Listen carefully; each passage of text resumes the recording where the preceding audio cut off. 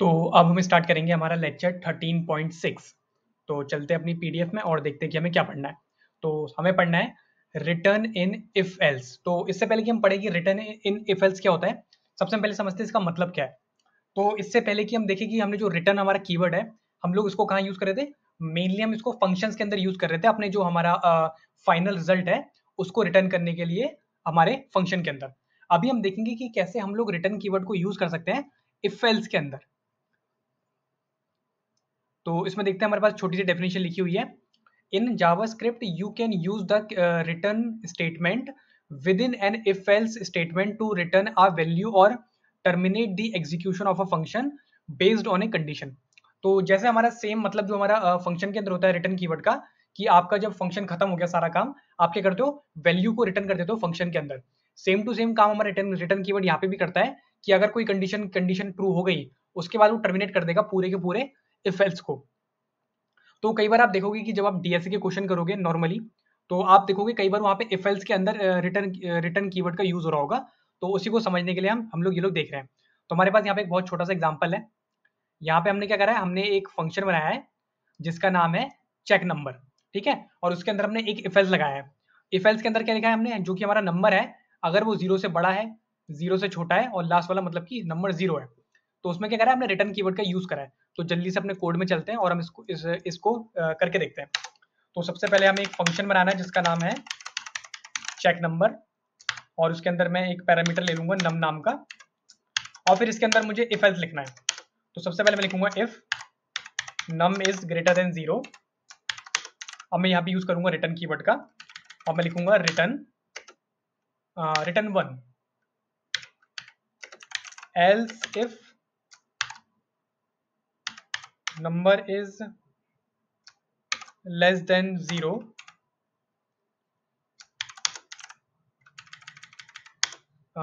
Return -1 else if number equal to 0 return 0। ठीक है, हमारे पास ये छोटा सा नॉर्मल सा एक फंक्शन है जिसके अंदर हमने इफ एल्स लिख लिया है। और अब जल्दी से जाके मैं इस फंक्शन को कॉल कराऊंगा चेक नंबर, और इसके अंदर नंबर दूंगा, एक दूंगा 10,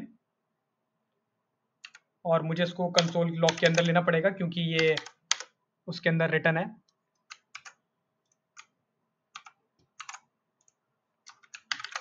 और मैं तीन डिफरेंट वैल्यू दूंगा, -10 और 0। और अभी जाके अगर हम अपने कोड में देखेंगे तो हमें कुछ ऐसा आउटपुट देखने को मिलेगा। ठीक है, तो समझते हैं कि ये कोड कैसे काम कर रहा है। तो सबसे पहले हम देखेंगे कि हमारे पास एक फंक्शन है जिसका नाम है चेक नंबर, जिसके अंदर एक नम नाम का पैरामीटर है। और जो इसके अंदर मेन चीज हमें देखनी है, वो चीज हमें समझनी है ये वाली, कि ये चीज कैसे काम कर रही है, जो हमारी ये इफ एल्स लिखा है ये कैसे काम कर रहा है। तो इसमें क्या होता है कि जो रिटर्न कीवर्ड हमने यूज करा है, जो नॉर्मल जैसा हम करते हैं, हमने इफ एल्स लगा रखा है, पहले वो चेक करेगा नंबर जीरो से बड़ा है या नहीं है। तो सबसे पहले 10 की बात कर लेते हैं, n इक्वल टू 10। ठीक है, n इक्वल टू 10, तो n is greater than zero. तो ठीक है, पहली वाली कंडीशन ट्रू हो गई। जैसी ये कंडीशन ट्रू होगी, ये फिर रिटर्न, यहाँ क्या लिखा है रिटर्न वन, मतलब कि वन मतलब कि नंबर। तो ये पूरा का पूरा इफ एल्स को रिटर्न कर देगा और फिर आगे एग्जीक्यूट नहीं होगा। ठीक है, और यहाँ पे जरूरी नहीं है कि सिर्फ आप कोई नंबर ही लिखो, आप यहाँ पे कोई भी डेटा टाइप दे सकते हो, जैसे कि हम नॉर्मली फंक्शन में करते थे कि अगर हमारा मन है हम स्ट्रिंग रिटर्न कर देते हैं। जैसे कि अभी मैं यहाँ पे करके दिखाता हूँ, मैं इसको स्ट्रिंग बना देता हूँ। यहाँ पे लिख देता हूँ नंबर इज ग्रेटर देन 0। अभी आप सेव करोगे तो अभी आप देखोगे नंबर इज ग्रेटर देन 0, तो ये देखोगे यहाँ पे पूरी एक स्ट्रिंग आ रही है। तो यहाँ पे आप क्या कर सकते हो, जो आपका रिटर्न कीवर्ड है उसके साथ आप कुछ भी यूज कर सकते हो। आपके पास जो जो डेटा टाइप है आप वो यूज कर सकते हो। आप पूरा का पूरा एक नया फंक्शन भी रिटर्न कर सकते हो। ठीक है, फंक्शन रिटर्न कर सकते हो, ऑब्जेक्ट रिटर्न कर सकते हो, कोई भी प्रिमिटिव डेटा टाइप रिटर्न कर सकते हो, कोई भी non primitive data type return कर सकते हो, या फिर आपका जो भी मन में आता है आप कोई वेरिएबल का नाम तक रिटर्न कर सकते हो। ठीक है, जैसे हमारा नॉर्मली पहले फंक्शन में रिटर्न होता था, सेम टू सेम ये वैसी है, इसमें आप कोई भी चीज रिटर्न कर सकते हो। लेकिन नॉर्मली अगर आप देखोगे कहीं स्टैंडर्ड जगह पे, तो आप देखोगे हमेशा आपको नंबर या फिर कोई स्ट्रिंग रिटर्न होती हुई मिलेगी। ठीक है, तो ये हो गया हमारा if else in return in if else. ठीक है, और यहाँ पे सेम टू सेम एग्जांपल जो कि अभी हम लोग देख रहे थे। अभी हम देखते हैं another use of if else. ठीक है। तो कई बार क्या होता है कि हमें चेक करना होता है जो हमारी वैल्यू है वो ट्रू है या फिर फॉल्स है। तो नॉर्मली हम क्या करते हैं, इफ एल्स का यूज करते हैं। फॉर एग्जांपल मैं एक लेट वैल्यू नाम का एक वेरिएबल बना लेता हूँ और उसके अंदर मैं एक बुलियन वैल्यू दे दूंगा जिसका नाम जो कि है ट्रू। फिर अगर मुझे चेक करना है कि ये वैल्यू ट्रू है या फॉल्स है तो मैं क्या लिखूंगा, true triple equal to true, है ना। और फिर मैं यहाँ लिख के कुछ ऐसा लिख दूंगा, log value is true, value is true else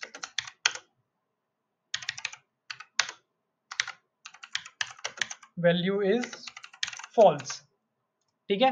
तो ये हमारा नॉर्मल सा है कि अगर हमें कोई वैल्यू है, हमें चेक करना है या तो वो ट्रू है या फॉल्स है, तो हम कुछ ऐसा करके भी चेक कर सकते हैं। लेकिन क्या है, इसी का एक हमारे पास शॉर्ट हैंड होता है।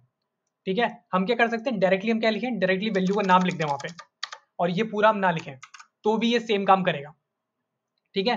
तो ये सेम काम कैसे करेगा, ये जो भी आप यहाँ पे वैल्यू लिखोगे उसको वो कन्वर्ट करेगा बुलियन वैल्यू में, चाहे वो बुलियन वैल्यू में हो चाहे वो बुलियन वैल्यू में ना हो, वो उसे कन्वर्ट कर लेगा इफ ट्रू और फॉल्स में। और फिर अगर वो ट्रू होगा तो ये वाला एग्जीक्यूट हो जाएगा, और अगर वो ट्रू नहीं होगा तो ये वाला एग्जीक्यूट हो जाएगा जो कि नीचे वाला है। तो कई बार क्या करते हैं हम लोग कई बार हम लोग क्या करते हैं, ये वाली प्रैक्टिस यूज करते हैं कि डायरेक्टली हम क्या करते हैं, इफ लिखते हैं और उसकी वैल्यू दे देते हैं आगे। तो इसमें जो भी वैल्यू लिखी होगी आपको ध्यान रखना है कि ये वैल्यू क्या होगी, अपने आप कन्वर्ट हो जाएगी ट्रू और फॉल्स में। अदरवाइज ये जो पहले कुछ भी हो, चाहे ट्रू हो चाहे फॉल्स हो। ठीक है। जैसे कि क्या करो, आप इसमें कोई नंबर दे दो, नंबर दे दिया 10, तो ये क्या है, इसको अपने आप कन्वर्ट कर देगा ट्रू में, क्योंकि जो वो होते हैं जीरो के अलावा कोई भी वैल्यू देखोगे आप वो ट्रू होती है। लेकिन जैसे ही आप इसको जीरो करोगे ये फॉल्स हो जाएगी, देखो वैल्यू इज फॉल्स। ये सेम काम स्ट्रिंग के साथ भी होता है। अगर स्ट्रिंग के अंदर कुछ लिखा हुआ है तो वो उसको कन्वर्ट किस में कर देगी, ट्रू में कन्वर्ट कर देगी। लेकिन अगर क्या हो, वो स्ट्रिंग एम्प्टी है तो क्या होगी, वो फॉल्स में कन्वर्ट हो जाएगी। हम लोगों ने एक बार पहले भी पढ़ा था कि कौन सी वैल्यू ट्रू में कन्वर्ट होती है, कौन सी वैल्यू फॉल्स में कन्वर्ट होती है। तो ये वही सारा सब कुछ है। बस इसमें लिखने का तरीका ये है कि हमने एक नया तरीका देख लिया यहाँ पे कि हम इसको कुछ ऐसे भी लिख सकते हैं। इसका एक बहुत अच्छा एग्जाम्पल हमारा क्या हो सकता है कि मान लो यूजर लॉग, ठीक है, इसके आगे दो वैल्यू दे सकते हैं, ट्रू, और हम यही चीज को हम देखेंगे कि हम अब यहाँ पे लिखेंगे इफ यूजर लॉग्ड। ठीक है। इसको वो कन्वर्ट करेगा ट्रू और फॉल्स में, क्योंकि इसमें पहले से बुलियन वैल्यू है यहाँ पे हमारे केस में, तो उसके पास पहली ट्रू आ जाएगा। फिर आगे आप लिख सकते हो यूजर इज लॉग्ड इन। अब जाके आप देखोगे तो आपको मिलेगा यूजर इज लॉग्ड इन। आप एक और काम कर सकते हो, अगर आप यहाँ पे लगा दोगे नॉट का साइन तो वो क्या करेगा, इस वैल्यू को उल्टा कर देगा। ठीक है। अगर ये वैल्यू अभी देखो ट्रू है तो इसको क्या कर देगा, फॉल्स कर देगा, और फॉल्स कर देगा तो फिर आगे वाला उसका हो जाएगा, है ना। जैसे कि यहाँ पे लिखा है यूजर लॉग्ड, ठीक है, ट्रू है, तो यहाँ पे लाके वो फॉल्स कर देगा। नीचे वाला स्टेटमेंट देखोगे तो यूजर इज लॉग्ड इन, तो वाला लॉग हुआ नहीं, क्योंकि वो वैल्यू क्या है, फॉल्स है ना। यहाँ पे सेम टू सेम हमने यहाँ पे हमने सेम टू सेम यही एग्जाम्पल दे रखा है। ठीक है। तो अभी हम आगे बढ़ते हैं।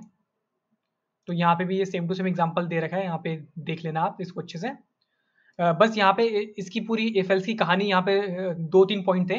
पहला पॉइंट यहाँ पे मैं थोड़ा इसको समराइज करता हूँ कि हमने अभी क्या क्या पढ़ा।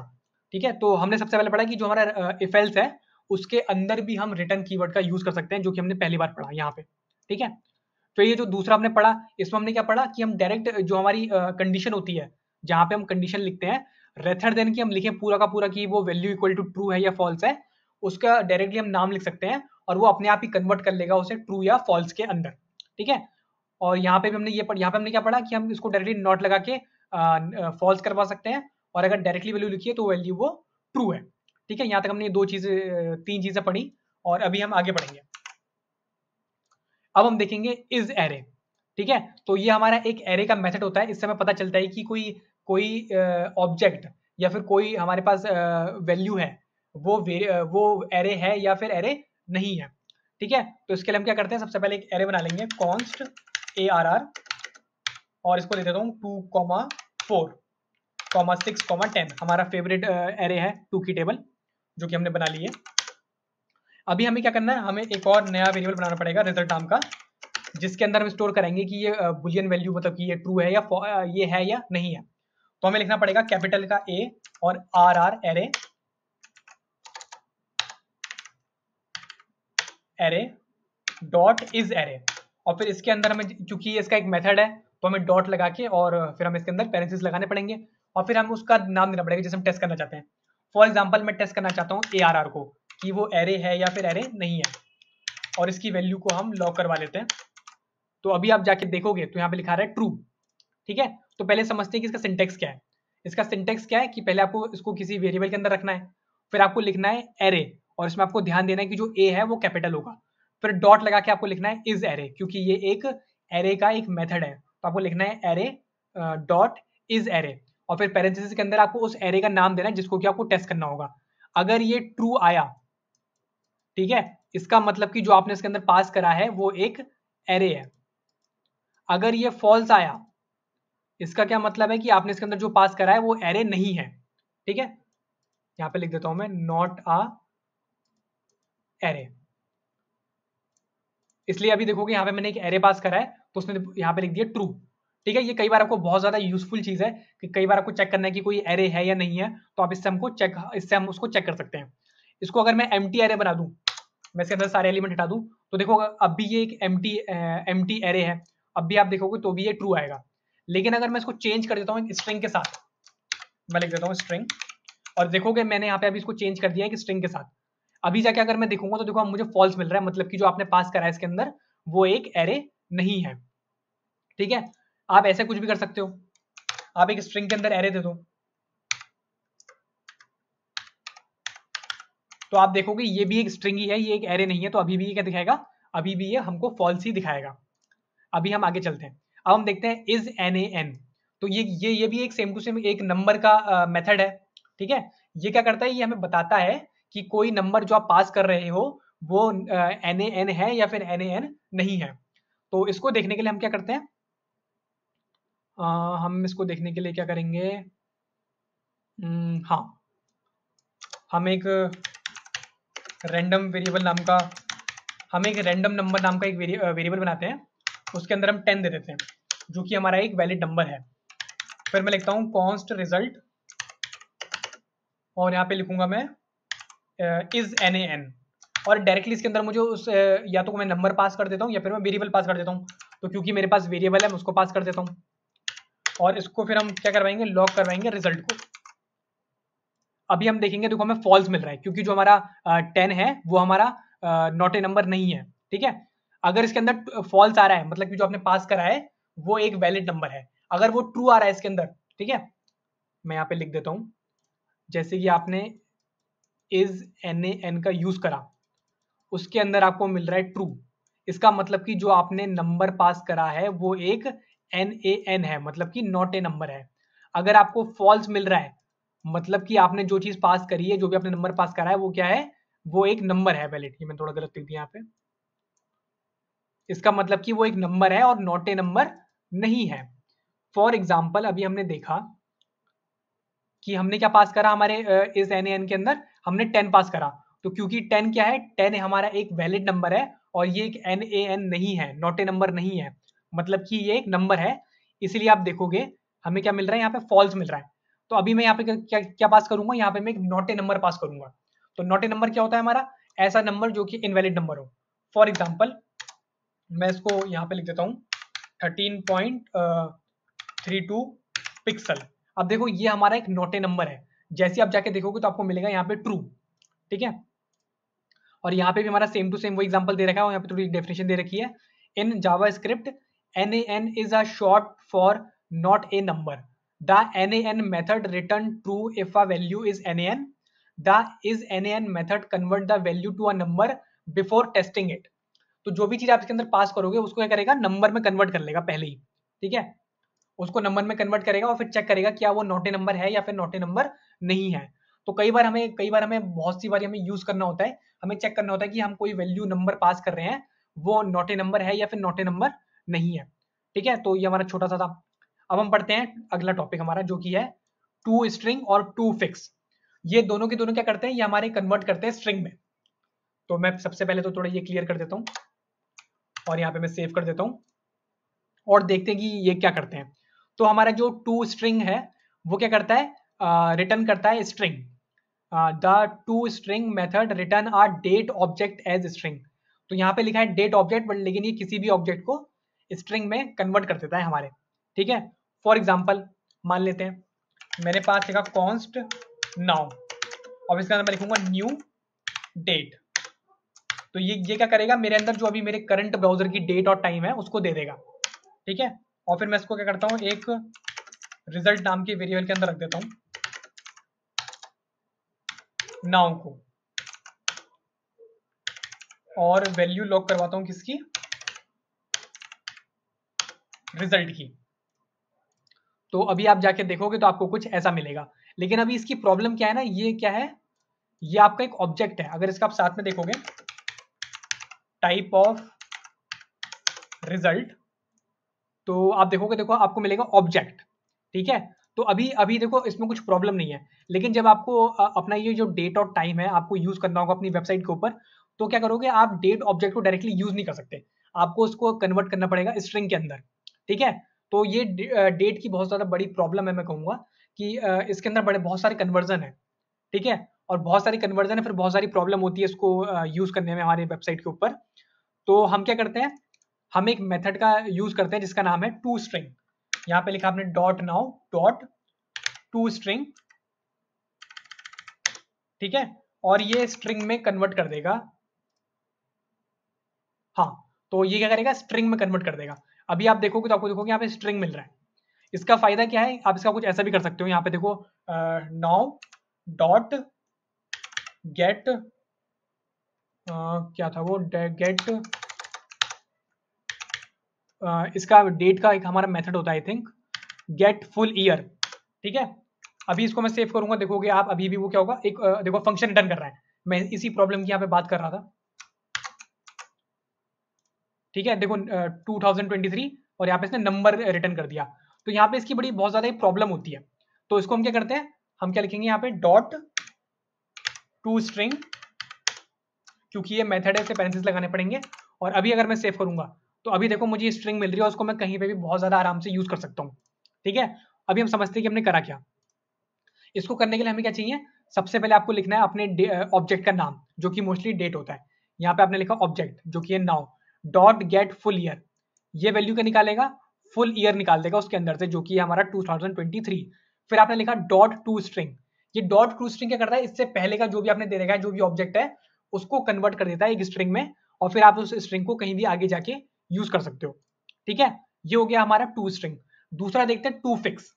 यहाँ पे देखते हैं हमारी डेफिनेशन लिखी हुई है, the to fixed method convert a number to a string, the to fixed method round the string to specific number of decimal. मान लेते हैं कि हमारे पास एक नंबर है कॉन्स्ट रैंडम नंबर, और ये है लाइक 233.45552, और इसको मैं लॉक करवाता हूँ। अभी आप देखोगे ये नंबर क्या है, पूरा का पूरा लॉग हो रहा है। और कई बार हमारी रिक्वायरमेंट क्या होती है कि हमें पूरा का पूरा नंबर लॉग नहीं करना, और लॉग नहीं करने से मेरा मतलब है कि हमें यूज नहीं करना। और नॉर्मली ऐसा ही होता है कि आप कभी भी नंबर इतना बड़ा यूज नहीं करते। आप कोई भी, आपके पास कोई नंबर है, फॉर एग्जाम्पल आपके पास है 10.5, ज्यादा से ज्यादा आप क्या है, दो डेसिमल वैल्यू के आगे जाते हो, फॉर एग्जाम्पल 10.52, इससे ज्यादा आप आगे कभी नहीं जाते। इससे भी इतना भी नहीं जाते आप, नॉर्मली आप क्या जाते हो, एक पॉइंट तक ही जाते हो, फॉर एग्जाम्पल 10.5, इतना ही जाते हो। ठीक है, तो इसको करने के लिए हमारे पास क्या चीज है, इसको करने के लिए हमारे पास है हमारा एक मेथड जो कि है टू फिक्स। टू फिक्स क्या करता है, ये एक नंबर को कन्वर्ट कर देता है स्ट्रिंग के अंदर, क्योंकि हमें स्ट्रिंग यूज करनी होती है जब भी हम डॉम मैनिपुलेशन करेंगे, या फिर उस चीज को हम यूज करेंगे अपनी वेबसाइट के ऊपर कहीं पे भी। ठीक है, तो वो क्या करता है, पहले उसको स्ट्रिंग में कन्वर्ट कर देता है, और फिर आपको लिखना पड़ता है यहाँ पे कि आप उसको कितना बार करवाना चाहते हो। For example random number dot, यहाँ पे लिखोगे, आप लिखोगे टू टू फिक्स, और क्योंकि ये एक मेथड है तो आपको लिखना पड़ेगा पैरेंथेसिस, और फिर आपको बताना पड़ेगा कि आपको डॉट के बाद कितने नंबर चाहिए। फॉर एग्जाम्पल मुझे सिर्फ दो नंबर चाहिए डॉट के बाद, तो ये क्या करेगा, जो मेरा टू फिक्स है ये सिर्फ .45 लेके आएगा। यहाँ पे आप जाओगे तो आप देखोगे .46, अच्छा उसने आगे का भी उसको वो कर दिया, राउंड अप कर दिया। ठीक है, मान लो यहाँ पे कुछ ऐसा लिखा होता, अभी क्या देगा ये, अभी देगा सिर्फ 1.12। ठीक है, 0.12 दिया इसने, और कई बार हमें इसको करने की नीड भी होती है। ठीक है। तो जो हमारा ये हमारा टू फिक्स है, इसके पैरेंथेसिस के अंदर, ठीक है, आप जितने भी नंबर दोगे उतने डेसिमल के बाद उतनी ही वैल्यू मिलेगी आपको। आपने 2 लिखा इसलिए आपको सिर्फ 1 और 2 मिला और आगे के नहीं मिले। और इसको लगाने का तरीका क्या होता है, कोई भी नंबर है उसको आप डॉट लगा के लिखोगे टू फिक्स, और फिर आपको लिखना पड़ेगा कितने डेसिमल वैल्यू आपको चाहिए। तो ऐसे करके हमें ये भी कई हमारा बहुत सी बार हमें यूज हो जाता है। फॉर एग्जाम्पल अगर आप अभी हमारी डीएसए वाली वेबसाइट देखोगे तो उसमें जितने भी लेक्चर हैं, उसमें जितना भी मैंने टाइमिंग, जितनी भी ड्यूरेशन लिखी है, तो आप देखोगे हर बार क्या होती है, ड्यूरेशन क्या होती है, ऐसी होती है, लाइक फॉर एग्जाम्पल 18.50 आवर्स। कभी भी वो वैल्यू क्या होती है, 2 से ज्यादा नहीं जाती। तो वहां पे भी मैंने क्या यूज कर रखा है, मैंने यही मेथड यूज कर रखा है मैंने। एक्चुअली मैं एक बार दिखा देता हूँ। यहाँ पे हम चलते हैं और ये हमारी डीएससी की वेबसाइट, यहाँ पे क्लिक करा मैंने और ये हमारी है, इसमें देखते हैं। तो इसमें आप जब भी देखोगे जो हमारी ये लेक्चर वाला है ना, तो यहाँ पे देखोगे 18.7 है, और अगर मैं कहीं दिखाऊं तो 0.7 है। तो आप देखोगे मैंने उसको क्या सेट कर रखा है, मैंने सेट कर रखा है कि जो भी मैं यहाँ पे नंबर्स यूज कर रहा हूँ उसकी जो डेसिमल वैल्यू है कभी भी वो 2 से आगे ना जाए। इसीलिए आप देखोगे यहाँ पे 18.7 आ गया, लेकिन कभी भी वो वैल्यू 2 से ज्यादा नहीं होगी। तो कई बहुत सी बार हमें यूज करने की नीड पड़ती है और इसको हम बहुत ज्यादा यूज करते हैं, जो कि हमारा है टू फिक्स मेथड। ठीक है, जो हमारा है टू फिक्स मेथड। अभी हम आगे बढ़ते हैं। अब हम देखेंगे arrow function does not have argument. तो इतना लंबा मैं नहीं पढ़ने वाला क्योंकि इसके अंदर कुछ खास लिखा नहीं है, बट आप पढ़ना इसको क्योंकि इससे आपको बहुत ज्यादा अच्छी अंडरस्टैंडिंग मिलेगी। तो यहाँ पे मैं क्या करूंगा, मैं एक एरो फंक्शन बनाऊंगा। मैं बनाऊंगा एक एरो फंक्शन जिसका नाम है रैंडम फंक्शन। ठीक है, एक्चुअली मैं इसको नहीं बनाऊंगा, सबसे पहले मैं एक फंक्शन बनाऊंगा जिसका नाम लिखूंगा मैं रैंडम फंक्शन। और इसके अंदर मैं क्या करूंगा, कुछ वैल्यूज को पास करवाऊंगा, लाइक a कॉमा b, और यहाँ पे लिखूंगा log आर्ग्यूमेंट्स। ठीक है, और फिर मैं फंक्शन को कॉल कराऊंगा रैंडम फंक्शन, और इसके अंदर कुछ वैल्यूज पास करूंगा लाइक 2,3। तो हमने पहले भी पढ़ा है आर्ग्यूमेंट्स के बारे में। तो आर्ग्यूमेंट्स क्या होता है, आर्ग्यूमेंट्स एक एरे लाइक ऑब्जेक्ट होता है हर फंक्शन के अंदर, जो कि जब भी आप एक फंक्शन बनाते हो अपने आप बन जाता है। और उसके अंदर क्या होता है, उसके अंदर एक एरे बन जाता है। फॉर एग्जाम्पल अभी यहाँ पे देखोगे तो 2,3 नाम का एक एरे बन जाएगा और उसके अंदर ये वैल्यूज आ जाएंगी जो कि आर्ग्यूमेंट्स नाम का है। अभी आप देखोगे मैंने आर्ग्यूमेंट्स लॉक करवा लिया, तो ये आपको कुछ ऐसे मिलेगा। ठीक है, क्योंकि ये एक एरे लाइक ऑब्जेक्ट होता है, तो अगर आप इसमें आप लिखोगे 0 तो इसका आंसर आएगा आपको 2। ठीक है, इसमें आप लिखोगे 1 तो आपको मिलेगा 3। ठीक है, क्योंकि वो एक एरे बन चुका है, इसका उसने एरे बना दिया यहाँ पे। तो ये होता है हमारे नॉर्मल फंक्शन में, फंक्शन डिक्लेरेशन में और फंक्शन एक्सप्रेशन में, या फिर मैं बोलूँ कि जो हमारा एक रेगुलर फंक्शन होता है उसके अंदर तो आर्ग्यूमेंट्स होते हैं हमारे। ठीक है, रेगुलर फंक्शन से मेरा मतलब है कि जो हमारा फंक्शन डिक्लेरेशन है। और फिर जो हमारे फंक्शन एक्सप्रेशन होते हैं, फंक्शन एक्सप्रेशन के अंदर हमारे दो फंक्शन आते हैं, एक होता है हमारा एनोमिनस फंक्शन और एक होता है हमारा एरो फंक्शन। तो यहाँ पे अब बात करते हैं एरो फंक्शन के बारे में। तो जो हमारा एरो फंक्शन होता है ना, उसके अंदर हमारा आर्ग्यूमेंट्स नहीं होता। जो हमारा एनोमिनस फंक्शन होता है उसके अंदर आर्ग्यूमेंट होता है, लेकिन जो हमारा एरो फंक्शन होता है उसके अंदर हमारे आर्ग्यूमेंट्स नहीं होते। ये मैं आपको प्रूफ करके दिखाता हूँ। मैं दोबारा से एक फंक्शन बनाऊंगा, इसको मैं कमेंट कर लेता हूँ पहले वाले को, और यहाँ पे लिखूंगा मैं रैंडम एरे, पैरेंथेसिस लगाऊंगा, और यहाँ पे लिखूंगा a कॉमा b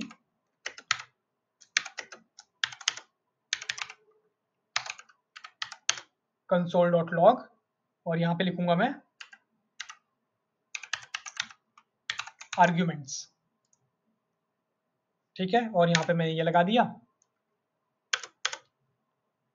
एक्चुअली मैं इसको ऐसे लिख देता हूँ, और अब मैं क्या करूंगा, मैं लिखूंगा रैंडम एरे, और उसके अंदर मैं दो वैल्यू पास कराऊंगा जो कि मैंने पहले करी थी 2,3। लेकिन अभी आप अगर जाके देखोगे तो आपको मिलेगा एक एरर, यहाँ पे लिखा आएगा arguments it's not defined at random array. तो जो हमारा एरो फंक्शन होता है ना, उसके अंदर क्या होता है, उसके अंदर आर्ग्यूमेंट्स होते ही नहीं है। ठीक है, तो यहाँ पे अगर हम अपनी पीडीएफ में जाएंगे तो हम देखेंगे यहाँ पे हमारे बहुत अच्छी थ्योरी लिखी हुई है जिसको हम पढ़ लेते हैं। Arrow function in JavaScript do not have their own argument object, the argument object is available with in regular function, जिसके बारे में बात करी थी, एनोमिनस फंक्शन और फंक्शन डिक्लेरेशन या फिर regular function. and provides access to the argument passed to the function. Arrow function on the other hand have a different behavior when it comes to the handling parameter. They inherit arguments from their surrounding scope, which means they don't have their own argument. ठीक है, तो यहाँ पे क्या करता है, जो हमारा एरो फंक्शन होता है वो अपने पेरेंट बॉडी से लेता है अपने आर्ग्यूमेंट को, और जो हमारा पेरेंट बॉडी है उसमें आर्ग्यूमेंट क्या होता है, अनडिफाइंड होता है, इसलिए यहाँ पे हमको ये एक एरर देखने को मिल रहा है। ठीक है, तो हमको ध्यान देना पड़ेगा कि जब भी हम कोई एरो फंक्शन यूज कर रहे हैं तो उसके अंदर आर्ग्यूमेंट्स नहीं होता। तो अब इससे बचने के लिए हम क्या करें कि इसका क्या सॉल्यूशन है, तो इसका क्या सॉल्यूशन है, तो हम सॉल्यूशन क्या है कि आप यूज करो रेस्ट पैरामीटर। तो मैंने एक बार पहले भी बताया था जब हम लोग आर्ग्यूमेंट्स पढ़ रहे थे, मैंने कहा था कि आर्ग्यूमेंट्स यूज करना बेकार है बिल्कुल, क्योंकि पहले तो वो एक एरे लाइक ऑब्जेक्ट एरे होता नहीं है। ठीक है, पहले तो आप उसको कन्वर्ट करो एरे के अंदर, इससे अच्छा क्या है कि आप रेस्ट पैरामीटर यूज कर लो। ठीक है, यहाँ पे आप क्या करो, डॉट डॉट डॉट arg, ठीक है, यहाँ पे भी लिख दो arg। तो ये हमारा एक रेस्ट पैरामीटर है और उसके अंदर जो भी चीज पास करते हो वो क्या बन जाती है, एक एरे बन जाती है। ठीक है, तो यहाँ पे अगर अभी आप जाके देखोगे तो आपको देखो हमारा एक नॉर्मल सा एरे मिलना शुरू हो जाएगा जो कि हम चाहते थे अपने इसमें। ठीक है, तो आपको ध्यान देना पड़ेगा कि जब भी हम एरो फंक्शन यूज करते हैं तो उसके अंदर हम आर्ग्यूमेंट्स यूज नहीं कर सकते, तो उसके जगह हमें रेस्ट पैरामीटर यूज करने पड़ते हैं। तो यहाँ पे मैं थोड़ी बात करना चाहूंगा एरो फंक्शन के बारे में कि एरो फंक्शन कितना अजीब है स्टार्टिंग से लेके अभी तक। इसके अंदर दिस कीवर्ड की प्रॉब्लम है, इसके अंदर आर्ग्यूमेंट्स की प्रॉब्लम है, और आप आगे भी देखोगे तो उसके अंदर बहुत अजीबोगरीब इसके बिहेवियर होते हैं जो हमारा एरो फंक्शन होता है। स्टार्टिंग में जो हमने देखा था तो बहुत ज्यादा सिंपल लग रहा था कि बहुत ज्यादा शॉर्ट है, लिखने में शॉर्ट है और वगैरह वगैरह, लेकिन इसकी बहुत ज्यादा प्रॉब्लम भी है। ठीक है ना, इसकी कितनी प्रॉब्लम है, अभी तक हमने कितनी प्रॉब्लम देख ली। सबसे पहले इसकी दिस कीवर्ड की प्रॉब्लम है, ठीक है, और फिर क्या इसकी प्रॉब्लम है, इसकी फिर आर्ग्यूमेंट्स की प्रॉब्लम है। तो फिर इसके हमने दोनों ही हमने देखे थे कि हमने क्या देखा था कि जब भी हमें दिस कीवर्ड यूज करना होगा हम लोग एरो फंक्शन का यूज नहीं करते। नॉर्मली हम क्या करते हैं, जब हम कोई ऑब्जेक्ट बनाते हैं तो उसके मेथड में क्या यूज करते हैं, एनोमलस फंक्शन यूज करते हैं। ठीक है, तो ये वाली तो वहां से फिक्स हो गई थी ये वाली चीज। ठीक है, फिर दूसरी प्रॉब्लम इसकी आर्ग्यूमेंट्स के बारे में कि जब हम कोई फंक्शन बना रहे हैं और उसके अंदर हम आर्ग्यूमेंट दे रहे हैं तो उसका क्या एग्जाम्पल, उसका क्या सॉल्यूशन है कि आप रेस्ट पैरामीटर को यूज करो। ठीक है, तो अभी तक आप समझ गए होंगे ये वाली बात यहाँ तक आते आते कि जब भी आप देखोगे हमें कोई छोटा मोटा ऑपरेशन करना होता है या फिर हमें कोई चीज ऑपरेशन करनी होती है तो हम यूज करते हैं एरो मेथड का, एरे फंक्शन का। जैसे कि आपको याद होगा जब हम लोग पढ़ रहे थे इंपॉर्टेंट एरे मेथड, जिसमें हमने फिल्टर वगैरह पढ़े थे। अगर मैं अपने इसमें पीडीएफ में दिखाऊं तो मैं आपको थोड़ा सा रिवीजन करवाना चाहूंगा या फिर याद करवाना चाहूंगा। कहाँ चले गए वो,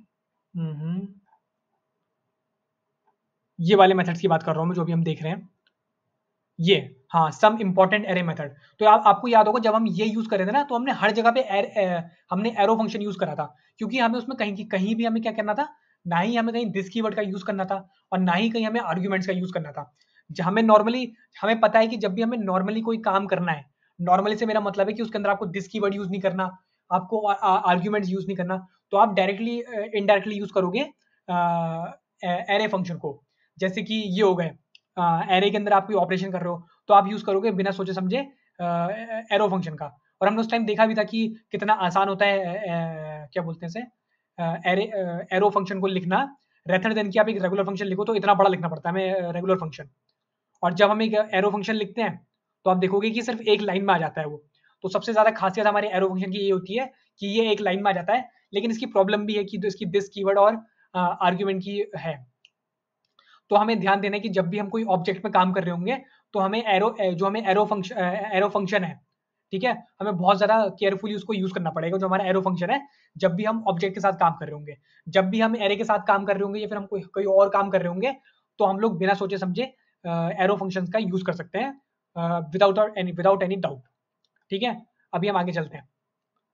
कहाँ चले गया टॉपिक, ज्यादा ही पीछे चले गया मैं, कहाँ गए टॉपिक, हाँ, तो ये हो गया और इसलिए हम यहाँ पे हमने इसका सॉल्यूशन भी बता दिया कि हमें क्या करना है। अगर आप चाहते हो कि आपको एरे टाइप मिले, जो भी आप आर्ग्यूमेंट दे रहे हो अपने एरो फंक्शन के अंदर, तो आप क्या करो, रेस्ट पैरामीटर का आप यहाँ पे यूज कर लो।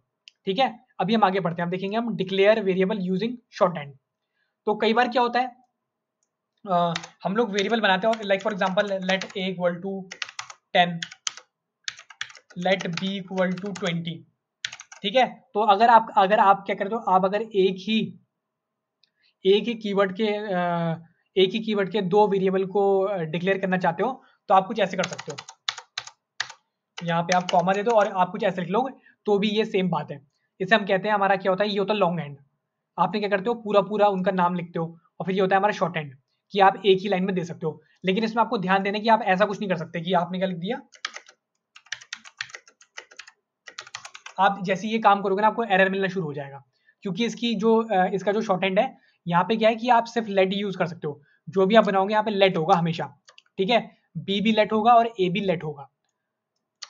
अगर आपको ऐसा कुछ करना है तो आप ऐसा कर सकते हो, लेट ए comma B comma C comma, तो ये तीनों की तीनों क्या बनेंगे, लेट कीवर्ड के साथ बनेंगे। आपको कॉन्स्ट के साथ बनाने तो आप कॉन्स्ट के साथ बना लो।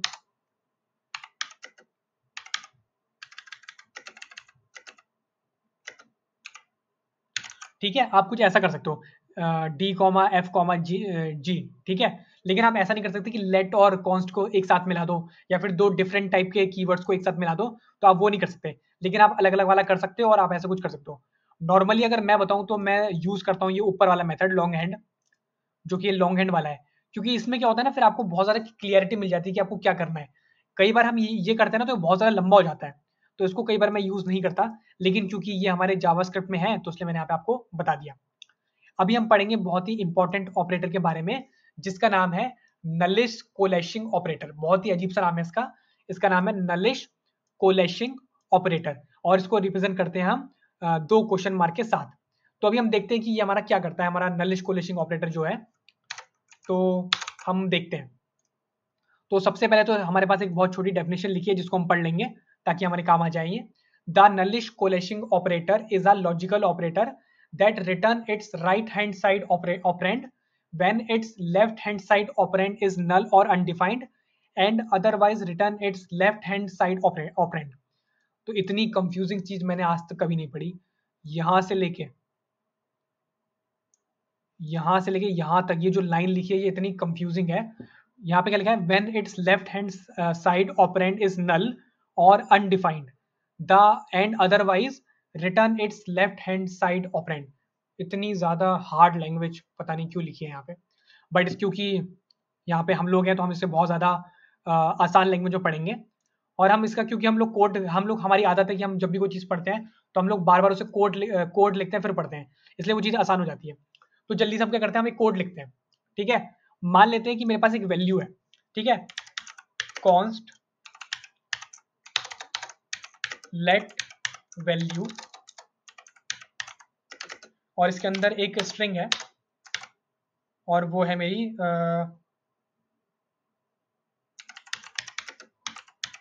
Random value.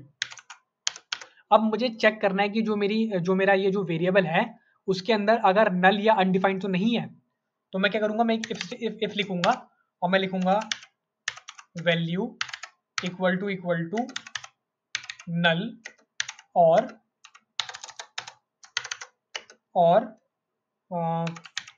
Value equal to undefined, और फिर यहाँ पे लिखूंगा मैं वैल्यू इज आइदर नल और अनडिफाइंड।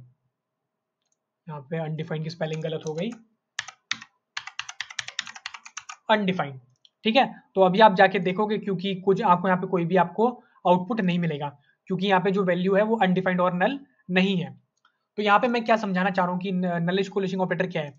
तो इससे पहले कि जब हमारे पास नलिश कोलेशिंग ऑपरेटर नहीं था, तो जब भी हमें कोई वैल्यू चेक करनी होती थी कि वो वैल्यू अगर या तो नल है या फिर वो वैल्यू अनडिफाइंड है, तो हम उसके ऊपर कुछ ऑपरेशन करना चाहते हैं। मान लेते हैं मेरे पास एक वी नाम की वैल्यू है और मैं चेक करूंगा कि या तो वो अनडिफाइंड है, या अगर या तो वो अनडिफाइंड है या तो वो नल है, तो मैं उसके ऊपर कुछ ऑपरेशन करना चाहता हूँ। तो उसके लिए मैं क्या करता हूँ कि हम पहले क्या करते थे, हम लोग एक इफ लिखते थे और फिर उसको क्या करते थे, लॉजिकल और का यूज करते थे। यहाँ पे देखोगे लॉजिक और लगा रखा है, और डायरेक्टली लिखोगे आप वैल्यू इक्वल टू नल और वैल्यू इक्वल टू अनडिफाइंड, और ये चेक क्या करते हैं कि वैल्यू अनडिफाइंड है या फिर वैल्यू नल है। अगर वैल्यू नल और अनडिफाइंड है तो जो भी इस कोड ऑफ ब्लॉक के अंदर लिखा है वो चीज एग्जीक्यूट हो जाएगी। ठीक है, जैसे कि मैं यहाँ पे इसको जानबूझ के क्या करता हूँ, नल कर देता हूँ। अभी आप देखोगे तो हमारा जो स्टेटमेंट है वो प्रिंट हो जाएगा, वैल्यू इज आइदर नल और अनडिफाइंड। तो अभी आप इस बात की गहराई को समझो, मैं इसको थोड़ा प्रैक्टिकल एग्जांपल देता हूँ। अब मान लो आप किसी ऑब्जेक्ट के अंदर काम कर रहे हो, ठीक है, और बहुत सी बार आपको नल प्रॉपर्टी मिल जाती है। आपको याद होगा, हमें याद है जब भी हम ऑब्जेक्ट के अंदर काम करते थे, बहुत सी बार हमको अनडिफाइंड और नल मिलता था। तो वो क्या होता है, बहुत ज्यादा प्रॉब्लम हो जाती है। आपने कई बार देखा होगा, बहुत सारे मीम आते हैं लिंक्डइन पे, या फिर आपने बहुत जगह देखा होगा, उसमें लिखा होता है ना कि जो जूनियर इंजीनियर है वो क्या करता है, कोई वैल्यू को आउटपुट करवा देता है नल और अनडिफाइंड। तो उसके लिए आपको, उससे बचने के लिए आपको करना पड़ता है, आपको लिखना पड़ता है कि अगर वैल्यू नल और अनडिफाइंड है तो वहां पे आप क्या करो, आप वहां पे आप एक स्टेटमेंट प्रिंट कर दो। वहां पे आप क्या करो, आप अनडिफाइंड मत प्रिंट कर दो। फॉर एग्जाम्पल मुझे कोई वैल्यू प्रिंट करनी है, ठीक है, कोई मान लो यहाँ पे मेरी कोई बहुत सारे स्टेटमेंट है, कोई कोट है, या फिर कोई भी, जैसे कि जैसे कि हम फोन चलाते हैं तो उसमें नोटिफिकेशन बार होता है, उसमें कई बार वो ऊपर से फ्लिपकार्ट का वो आता है ना, सेल वाला, या फिर अमेजोन वगैरह का। तो अगर मान लो उसकी वैल्यू अनडिफाइंड होगी, तो वहां पे कई बार क्या लिखा जाता है, वैल्यूज अनडिफाइंड। ठीक है, तो वो ऐसा नहीं होना चाहिए। तो उससे बचने के लिए हम क्या करते हैं, हम लिख देते हैं एक चीज कि अगर वैल्यू नल और अनडिफाइंड है तो उस चीज को आप एग्जीक्यूट ही मत करो। ठीक है, तो यहाँ पे वही सब मैं कहानी बता रहा था, मुझे मुझे भी समझ में नहीं आ रहा, मैंने बहुत कंफ्यूज कर दिया इस चीज को। लेकिन यहाँ पे बस सिंपल सी बात ये है कि अगर जो वैल्यू है, अगर वो नल और अनडिफाइंड है, तो पहले हमें ये काम करना पड़ता था। फिर आया हमारा नलिश कोलिशिंग ऑपरेटर। ठीक है, फिर आया हमारा नलिश कोलिशिंग ऑपरेटर, तो उसने हमारे लिए काम बहुत आसान कर दिया, बिल्कुल टर्नरी ऑपरेटर की तरह होता है। ये हमारा क्या होता है, एक लॉजिकल ऑपरेटर होता है। तो इसमें आपको क्या लिखना पड़ता है, कॉन्स्ट रिजल्ट, और फिर आपको क्या देना पड़ता है, जो आपकी वैल्यू है, और फिर आपको 2 क्वेश्चन मार्क,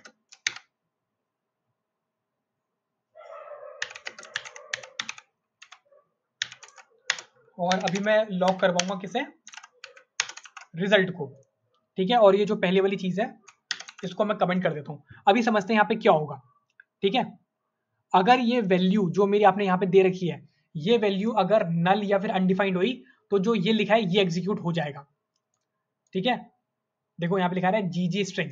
ठीक है, अगर ये जो वैल्यू है यहाँ पे अगर ये नल या फिर ये अनडिफाइंड हुई, तो ये चीज हो जाएगी। इसको मैं अनडिफाइंड करके भी दिखा देता हूँ। यहाँ पे आप देखोगे तो देखो जीडी स्ट्रिंग लिखा आ रहा है, इसका मतलब क्या है, अगर आपने यहाँ पे से नल या फिर अनडिफाइंड करा, तो जो भी चीज यहाँ पे लिखी है वो चीज हो जाएगी। और अगर यहाँ पे कोई वैल्यू है, for example welcome to our shop, अगर इसके अंदर कोई वैल्यू है तो ये चीज ये नहीं होगी, जो इसके अंदर वैल्यू है वो आ जाएगी। अभी आप देखोगे यहाँ पे क्या लिखा है, वेलकम टू आर शॉप। तो ये बहुत ही ज्यादा, जो हमारा नलिश कोलिशिंग ऑपरेटर है, हमें बचाता है इफ एल्स लिखने से। ठीक है, तो ये भी एक हमारा शॉर्ट हैंड, एक तरीके का शॉर्ट हैंड ही है। और यहाँ पे आप देखोगे बहुत अच्छे से लिखा है कि क्या होगा, 2 पॉसिबल वेज। अगर या तो आपकी वैल्यू अनडिफाइंड या फिर नल है, तो क्या होगा, तो ये वाली वैल्यू लॉग हो जाएगी। ठीक है, और अगर कोई वैल्यू है तो क्या हो जाएगा, जो उसके अंदर वैल्यू है वही लॉग हो जाएगी। तो अभी यहाँ पे ये सुनने में आपको काफी ज्यादा अजीब लग रहा होगा, लेकिन आगे जाके आप जब एपीआई में काम करोगे, आप बहुत बड़ी बड़ी एप्लीकेशन को डेवलप करोगे, तो आप देखोगे जो ये नलिश कोलिशिंग ऑपरेटर है, ये बहुत ही ज्यादा आपके काम आएगा। ठीक है, तो ये हमने पढ़ लिया नलिश कोलिशिंग ऑपरेटर। अभी हम आगे बढ़ते हैं, अब हम देखते हैं ऑप्शनल चेनिंग। तो ये भी बहुत ज्यादा बढ़िया चीज है ऑप्शनल चेनिंग। तो इससे पहले कि मैं बताऊं कि ऑप्शनल चेनिंग क्या होता है, हम पहले एक ये कॉपी कर लेते हैं। मैं ये पूरा का पूरा एक ऑब्जेक्ट है जिसे कि मैंने यहाँ पे लाके कॉपी कर लिया। ठीक है, और इसमें दिखाता हूं कि मैं क्या है। इसमें क्या है, हमारा एक ऑब्जेक्ट है जिसका नाम है सर्वर, और इसके अंदर अलग अलग बहुत 2 प्रॉपर्टी हैं। एक प्रॉपर्टी है सर्वर नेम, जिसके अंदर एक स्ट्रिंग दे रखी है गूगल नाम की, और फिर उसके अंदर एक है होस्ट नेम नाम की की, जिसकी वैल्यू क्या है, जिसकी वैल्यू है एक और ऑब्जेक्ट। अगर आपको ये चीज कुछ ऐसे करनी है, मैं इसको यहाँ पे लिखूंगा कॉन्स्ट रिजल्ट, और फिर यहाँ पे लिखूंगा मैं सर्वर डॉट होस्ट कंट्री, और फिर मैं लॉक करवा लूंगा किसे, रिजल्ट को। तो इसमें क्या होगा, आप ये क्या है, ये हमारे नेस्टेड ऑब्जेक्ट हैं। एक ऑब्जेक्ट है, उसके अंदर एक और ऑब्जेक्ट है, तो उस ऑब्जेक्ट के अंदर जाने के लिए आपको एक और बार डॉट लगाना पड़ेगा। तो अभी क्या होगा, मैंने लिखा है यहाँ पे सर्वर, और फिर मैंने लिखा डॉट डॉट होस्ट कंट्री। तो डॉट होस्ट कंट्री से क्या होगा, क्योंकि उसके अंदर एक और ऑब्जेक्ट है, तो ये क्या करेगा, जो सर्वर डॉट होस्ट कंट्री है, ये जो आपका दूसरा वाला ऑब्जेक्ट है, ये जो हमारा जिसमें लिखा है अमेरिका और रशिया और यस और नो, वो जो भी लिखा है उससे हमें कोई मतलब नहीं है, बट जो ये हमारा दूसरा वाला ऑब्जेक्ट है, ये उसको लॉक करवा देगा वैल्यू को। अभी यहाँ पे आप जाके देखोगे तो हमें क्या मिलेगा, जो हमारा कंसोल लॉग है उसमें हमें पूरा का पूरा जो ऑब्जेक्ट मिल जाएगा। ठीक है, मान लेते हैं इसके अंदर हमें एक और स्पेसिफिक वैल्यू चाहिए, मतलब कि हम एक बार ऑब्जेक्ट के अंदर गए, फिर हम एक और बार ऑब्जेक्ट के अंदर जा रहे हैं। इस बार मैं यहाँ पे क्या लिखूंगा, डॉट लगा के, यहाँ पे मैं एक और लिखूंगा डॉट, और मैं लिखूंगा रशिया। तो देखोगे रशिया की जो वैल्यू है वो नो है, तो यहाँ पे हमें क्या मिलेगा, नो। तो यहाँ पे अभी अभी हमने क्या करा मैं आपको बताता हूँ। यहाँ पे आपके पास एक ऑब्जेक्ट था, ठीक है, मैं यहाँ पे थोड़ा ड्राइंग से बनाऊंगा। एक ऑब्जेक्ट था, आपने डॉट लगाया, आप उसके अंदर चले गए, ये आप उसके अंदर चले गए, और फिर आपने ये मान लो हमारा ऑब्जेक्ट 1 है, ये आपका ऑब्जेक्ट 2 है, ठीक है, जो उसके अंदर है, ठीक है, नेस्टेड। मैं अगर एरो बना रहा हूँ मतलब कि नेस्टेड है, मतलब कि अंदर के अंदर। फिर उसके अंदर एक और है, ठीक है, एक और है ऑब्जेक्ट 3। ठीक है, मैं अभी समझाऊंगा थोड़ी देर में कि मैं क्या बता रहा हूँ। अभी आप ये समझो, एक ऑब्जेक्ट है, उसके अंदर फिर एक और ऑब्जेक्ट है, ठीक है, तो आपको डॉट लगाने पड़ते हैं 2, नॉर्मल सी बात है। तो जब तक आप अभी क्या करोगे, अगर आप कोई ऐसी प्रॉपर्टी का नाम दे दोगे जो कि यहाँ पे नहीं है, फॉर एग्जाम्पल यहाँ पे मैं देता हूँ इंडिया, ठीक है, मैंने इंडिया दिया। अभी आप देखोगे तो आपको अनडिफाइंड मिलेगा, इसका मतलब कि प्रॉपर्टी वहां पे एग्जिस्ट ही नहीं करती। यहाँ पे आप कोई भी दे सकते हो, यहाँ पे आप दे दोगे उत्तर प्रदेश, यहाँ पे आपने लिखा उत्तर प्रदेश, तो उत्तर प्रदेश भी क्योंकि उसके अंदर एग्जिस्ट नहीं करता, तो वो क्या करेगा, अनडिफाइंड दे देगा। लेकिन प्रॉब्लम यहाँ पे क्रिएट होती है कि मान लो उसके अंदर एक और ऑब्जेक्ट है, ठीक है, मैं यहाँ पे बना नहीं रहा, लेकिन मान लो कि उसके अंदर एक और ऑब्जेक्ट है, for example server name dot host country dot India, ठीक है, इंडिया नहीं है तो यहाँ पे क्या मिलेगा आपको, अनडिफाइंड मिलेगा। फिर मैंने एक और डॉट लगा दिया, फिर उसके अंदर एक और है जो कि है उत्तर प्रदेश।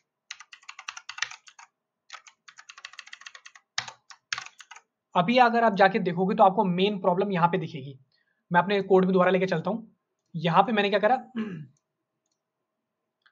मैंने क्या करा, एक और ऑब्जेक्ट के अंदर से एक और ऑब्जेक्ट के अंदर गया, ये है मेरा ऑब्जेक्ट 4। लेकिन जैसे ही मैं इस ऑब्जेक्ट के अंदर गया, देखो मुझे यहां तक तो क्या था, यहां तक, ये पूरा जहां तक मैं रेड रेड बना रहा हूं, यहां तक अगर क्या है, अगर आपकी प्रॉपर्टी जो आप दे रहे हो अगर वो एग्जिस्ट नहीं करती, तो आपको क्या मिलेगा, आपको अनडिफाइंड मिलेगा। ठीक है, मतलब कि एक ऑब्जेक्ट है, अगर उसके अंदर एक और ऑब्जेक्ट है, अगर वो प्रॉपर्टी एग्जिस्ट नहीं करती तो आपको अनडिफाइंड मिलेगा। और अगर उस प्रॉपर्टी के अंदर आपने एक और प्रॉपर्टी ऐसी कॉल करी जो कि नहीं करती, तो भी आपको क्या मिलेगा, अनडिफाइंड मिलेगा। लेकिन जैसे ही आप चौथी लेयर के अंदर जाओगे, मतलब मैं थोड़ा वापस आता हूँ यहाँ पे, मतलब कि आपका एक ऑब्जेक्ट है, उसके अंदर एक और ऑब्जेक्ट है, ठीक है, यहां तक ऑब्जेक्ट है, मतलब कि 3 लेयर तक अगर आप चले गए तो आपको अनडिफाइंड मिलेगा। लेकिन जैसे ही आप उसके आगे जाओगे, आपको क्या मिलेगा, आपको एक एरर मिलना शुरू हो जाएगा। तो इसी चीज से बचने के लिए हमारे पास क्या होता है, ऑप्शनल चेनिंग। तो अभी आपको समझ में आ गया होगा कि इसका नाम जो है ऑप्शनल चेनिंग क्यों है, क्योंकि जो ये चेन बनती है ना हमारी, एक के बाद एक चेन बनती है, अगर ये चेन में आपको कहीं पे भी एरर मिल गया, तो उस एरर से बचने के लिए हमारे पास क्या है, तो उस एरर से हमारे पास बचने के लिए क्या है, हमारे पास उस एरर से बचने के लिए हमारे पास है ऑप्शनल चेनिंग। लेकिन मैं यहाँ वाली बात खत्म कर देता हूँ पहले, कि अगर क्या है, अगर आप उस एक और लेयर के अंदर जाओगे तो आपको मिलेगा एरर। ठीक है, अगर आप क्या करोगे, आप चौथी लेयर तक जाओगे, मतलब कि एक्चुअली मैं बना के दिखा देता हूँ। मैं यहाँ पे लिख देता हूँ इंडिया, नहीं, ओके, मैं इंडिया लिखूंगा, इंडिया, ठीक है, और फिर मैं उसके अंदर लिखूंगा उत्तर प्रदेश, यस। अभी आप देखो यहाँ पे क्या हो रहा है, मैंने एक ऑब्जेक्ट बनाया, ठीक है, ये एक ऑब्जेक्ट है। जब मैं लिखूंगा सर्वर, एक्चुअली मैं थोड़ा ठीक से बताता हूँ, थोड़ा मैं इसको अच्छे से विजुअलाइज कराता हूँ आपको। अब ध्यान से देखना, यहाँ पे लिखा सर्वर, ये किस चीज को प्रिंट करेगा, ये पूरे ऑब्जेक्ट को प्रिंट कर देगा, पूरे के पूरे ऑब्जेक्ट को प्रिंट कर देगा, जिसके अंदर ऑब्जेक्ट के अंदर और भी ऑब्जेक्ट है। ठीक है, जब मैं लिखूंगा, फिर मैंने क्या लिखा, डॉट लगा के मैंने लिखा डॉट होस्ट कंट्री, ये क्या करेगा, ये जो इतना ऑब्जेक्ट है इसको करेगा। ठीक है, और फिर मैंने एक और डॉट लगा के इंडिया लिखा, ये क्या करेगा, ये कितने को लॉक करेगा, ये लॉक करेगा इतने ऑब्जेक्ट को। ठीक है, और फिर आपने डॉट लगा के लिखा उत्तर प्रदेश, ये किससे करेगा, ये इस वाली वैल्यू को प्रिंट करेगा, मतलब कि यस को प्रिंट करेगा। अभी अगर मैं जाके देखूंगा तो देखोगे मुझे यस मिल रहा है, ठीक है, क्योंकि ये वैल्यू यहाँ पे एग्जिस्ट करती है। मान लो ये वैल्यू यहाँ पे एग्जिस्ट ही नहीं करती, ठीक है, तो फिर आपको ओके, यहाँ पे एम्प्टी ऑब्जेक्ट है,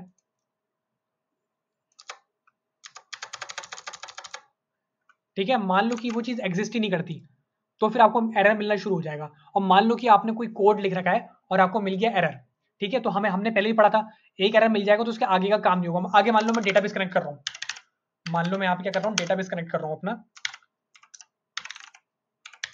कनेक्टिंग डीबी। अब देखो मान लो कि अगर मुझे यहीं पे एरर मिल जाएगा और फिर तो मेरा डेटाबेस कनेक्ट ही नहीं होगा आगे, तो ये तो मेरे लिए बहुत ज़्यादा प्रॉब्लम हो जाएगी। तो मुझे यहाँ पे कुछ ऐसा करना पड़ेगा कि ये एरर क्या हो, ये एरर स्किप हो जाए। ठीक है, तो उसके लिए मेरे पास क्या ऑप्शन है, मैं क्या करूँ, मैं क्या यूज़ करूँगा, एक चीज़ का यूज़ करूँगा, एक ऑपरेटर का यूज़ करूँगा जिसका नाम होता है ऑप्शनल चेनिंग, जैसे हम लगाते हैं क्वेश्चन मार्क और डॉट से। तो जैसे ही आप इसको डॉट से लगाओगे, ये क्या करेगा, आपको एरर नहीं देगा। फॉर एग्जाम्पल यहाँ पे हमें एरर आ रहा था, तो मैं यहाँ पे अगर क्वेश्चन मार्क लगा दूंगा, अब अगर मैं सेव करूंगा तो देखो वो क्या करेगा, आगे अनडिफाइंड कर देगा और देखो कनेक्टिंग टू डीबी, मतलब कि मेरा डेटाबेस भी कनेक्ट हो रहा है और मुझे इसमें एरर भी नहीं मिला। ऑफ कोर्स वहां पे एरर है, लेकिन वो आपको एरर दिखा नहीं रहा है। तो यहाँ पे इसका यही काम है कि ये क्या करता है कि अगर आप क्या करते हो, बहुत ज्यादा ऑब्जेक्ट की लेयर के अंदर चले जाते हो और अगर आपको उसके अंदर क्या मिल रहा है, आपका कोई एरर मिल रहा है, तो उस एरर से बचने के लिए हमारे पास क्या होता है, ऑप्शनल चेनिंग होता है। छोटी सी इसकी डेफिनेशन है, the optional चेनिंग operator allow you to access the value of a property located deep within the chain of an object without explicitly checking if each reference chain is null or undefined। ठीक है, तो यहाँ पे हमारा यही काम होता है। ठीक है, ये क्या करेगा, यहाँ पे उसको क्या करेगा, अनडिफाइंड कर देगा। ठीक है, बहुत ही अंदर अगर हम जाएंगे यहाँ पे, वैसे ऐसा नॉर्मली आप देखोगे नहीं, आपको ये चीज़ बहुत ज़्यादा यूज में नहीं मिलेगी, लेकिन जब आप बहुत ज़्यादा डीप कोड लिखोगे तो ये आपको बहुत ज़्यादा काम आएगी। नॉर्मली क्या होता है, हम क्या करते हैं, जब भी हम एक ऑब्जेक्ट बनाते हैं, मान लो कि मैंने एक ऑब्जेक्ट बनाया, ज़्यादा से ज़्यादा मैं उसकी एक लेयर के अंदर जाता हूँ। अगर मैं एक ऑब्जेक्ट बनाता हूँ, बहुत ज़्यादा मैं एक ऑब्जेक्ट बनाता हूँ, फिर उसके अंदर मैं एक और लेयर के अंदर जाता हूँ।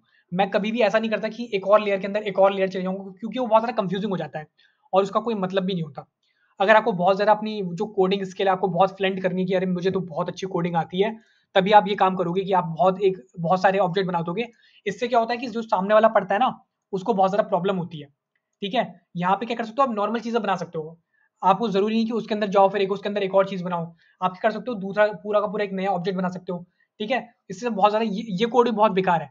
अगर आप बहुत ध्यान से देखोगे, ये जो कोड है, ये जो यहाँ पे लिखा है, ये कोड बहुत ज़्यादा प्रॉब्लमेटिक क्रिएट करेगा। छोटे-छोटे प्रोजेक्ट में तो क्रिएट नहीं करेगा, लेकिन जब आप बहुत बड़े लेवल पे प्रोडक्शन कोड लिखोगे, तो आप देखोगे ये चीज़ आपको बहुत ज़्यादा प्रॉब्लम क्रिएट करके देगा। इसलिए ये काम भी नहीं करना है, लेकिन क्योंकि ये चीज़ होती है, इसीलिए हम लोगों ने ये चीज़ पढ़ ली। ठीक है? तो अब हम लोग देखेंगे शॉर्ट सर्किट क्या होता है जावास्क्रिप्ट के अंदर। ठीक है, तो यहाँ पे बहुत सारा बड़ी बड़ी सी डेफिनेशन लिखी है, तो मैं चाहूँगा कि आप ये पढ़ लें और हम लोग डायरेक्टली इस कोड में आएंगे। तो कई बार क्या होता है कि आपको डिसाइड करना होता है कि आपकी जो वैल्यू है, ठीक है, अगर उसमें कोई ट्रू और फॉल्स वैल्यू है, तो आप क्या करो। ठीक है, तो अभी थोड़ा समझना मुश्किल है, बट हम क्या करते हैं, हम यहाँ पे अपना कोड देखते हैं। हमारे पास क्या है, हमने दो वेरिएबल बना रखे हैं, वैल्यू 1 और वैल्यू 2 नाम से। तो जल्दी से मैं यहाँ पे आता हूँ, लिखता हूँ वैल्यू 1 और इसको मैं सेम कॉपी पेस्ट कर देता हूँ, नीचे इसको कर देता हूँ वैल्यू 2। ठीक है, और यहाँ पे इसके अंदर मैंने दो बुलियन वैल्यू दे दी है, एक को मैंने ट्रू दे दिया और एक को मैंने फॉल्स दे दिया। अभी हम देखते हैं कि हमारा जो शॉर्ट सर्किट होता है ये क्या होता है। तो हमारे पास तो हमारे पास क्या होता है, एक्चुअली हम इसको पढ़ लेते हैं थोड़ा। In JavaScript a short circuit refer to the behaviour of a logical operator when evaluating boolean expression. JavaScript provide two short circuit logical operator, the logical or and logical and। तो हमारे पास दो तरीके के शॉर्ट सर्किट होते हैं, एक होता है हमारा लॉजिकल और, एक होता है हमारा लॉजिकल एंड। तो when using the logical or operator, the evaluation stop as soon as a truth value is encountered। if the first value operand is truthy, the value will be that। ठीक है, तो इसमें क्या होता है कि आपको इसको हम क्या करते हैं, पहले एक और नए वेरिएबल बनाते हैं जिसका मैं कुछ नाम दूंगा कॉन्स्ट रिजल्ट, और फिर आपको ये लिखना है, वैल्यूज लिखनी है ऑफ कोर्स जो आपने वेरिएबल बना रखे हैं वैल्यू 1 और फिर हमारा एंड का साइन। ठीक है, फिर आप लिखोगे वैल्यू 2, फिर आप लॉक करवा लोगे रिजल्ट को। अभी आप देखोगे तो आपको उसके अंदर क्या मिलेगा, आपको वैल्यू 1 मिलेगी जो कि है ट्रू। ठीक है, तो जो हमारा ये हमारी जो लॉजिकल और वाली शॉर्ट सर्किटिंग होती है, इसमें क्या होता है, stop as soon as a truth value is encounter. इसको जब भी क्या होता है ट्रू वैल्यू मिलती है वहीं पे स्टॉप कर देता है। फॉर एग्जाम्पल मान लेते हैं यहाँ पे क्या है, आपने दे दिया वैल्यू 2। ठीक है, अभी आप देखो जो वैल्यू 2 है वो वैल्यू 2 क्या है, फॉल्स है। ठीक है, ये वाली वैल्यू फॉल्स है और ये वाली वैल्यू ट्रू है। तो अभी आप यहाँ जाके देखोगे तो आपको ट्रू मिलेगा, जो कि है दूसरी वैल्यू।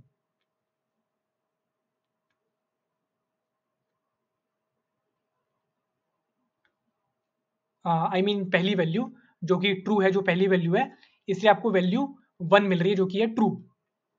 तो ये क्या करता है, जब भी आपको ट्रू मिलेगा तो वहीं पे यहाँ पे आपको एग्जीक्यूट कर देगा। ठीक है, यहाँ पे अभी ऑफकोर्स हमने 2 का एग्जाम्पल दे रखा है, लेकिन हम इसको कई बार यूज कर सकते हैं। फॉर एग्जाम्पल मैं इसको कुछ ऐसे लिख लेता हूँ, मैं यहाँ पे कोई ट्रू कंडीशन लिख देता हूँ। एक्चुअली मैं लिख देता हूँ 10 इज ग्रेटर देन 5। ठीक है, अभी आप यहाँ पे देखोगे आपको दोबारा से ट्रू मिलेगा, और अगर मैं इसको लास्ट वाले को भी फॉल्स कर दूं तो देखोगे आपको ट्रू मिलेगा। ठीक है, ये ट्रू कहाँ से मिल रहा है मुझे, इस कंडीशन से ट्रू मिल रहा है। ठीक है, तो आप इसमें बात समझ गए होगे कि जैसे जैसे ये बढ़ेगा आगे, और जैसे ही से कोई ट्रू वैल्यू मिल जाएगी, ये उस वैल्यू को एग्जीक्यूट कर देगा।